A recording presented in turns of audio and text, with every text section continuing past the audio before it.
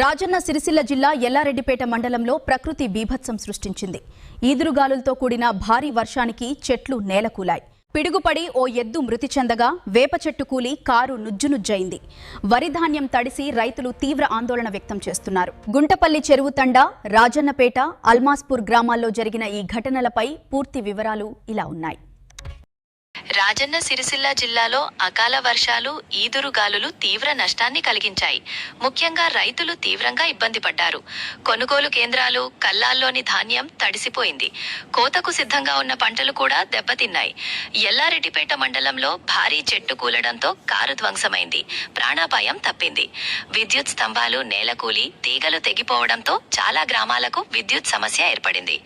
గుంటపల్లి చెరువు తండలో ఎద్దుపై పిడుగు పడ్డటంతో మృతి చెందింది.